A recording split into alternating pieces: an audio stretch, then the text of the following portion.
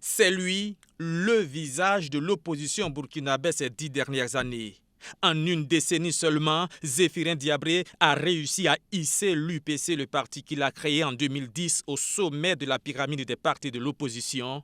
Une véritable prouesse pour ce docteur en économie qui fut ministre du Commerce et de l'Industrie, ministre de l'Économie et des Finances, puis président du Conseil économique et social, d'où il démissionne en 1997 pour entamer une carrière de fonctionnaire international. Un périple qui le conduit entre autres au poste de directeur général adjoint du PNUD, le Programme des Nations Unies pour le développement, et chairman Afrique et Moyen-Orient de la société Areva. C'est en 1992 qu'il obtient son premier poste électif en se faisant élire député à l'Assemblée nationale. À 61 ans, Zéphirin Diabré se lance dans sa deuxième course au palais de Kosiam après l'élection présidentielle de 2015 où il finit deuxième derrière le président Roch Marc Christian Kaboré.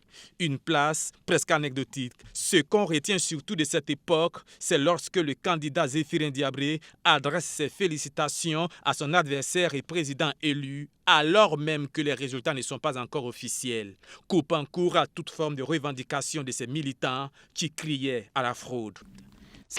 Je viens d'avoir Roch au téléphone, donc je me déporte à son QG pour qu'en toute fraternité, lui présenter mes félicitations et on revient ici pour une déclaration. Ce fait d'armes est l'aboutissement de son caractère politique. Zéphirin Diabré est un républicain convaincu et forcené. Il croit fermement aux règles de la démocratie et rejette toute forme de violence politique. Une position qui l'amène parfois à avaler de grosses couleuvres, contrairement à ses militants qui tiennent presque en laisse. Mais jusqu'à quand ?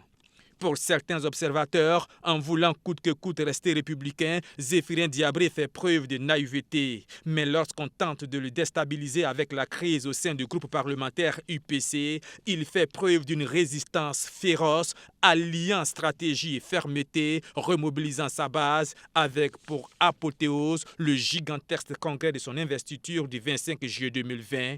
Le lion rugit à nouveau et sort ses crocs pour le 22 novembre prochain.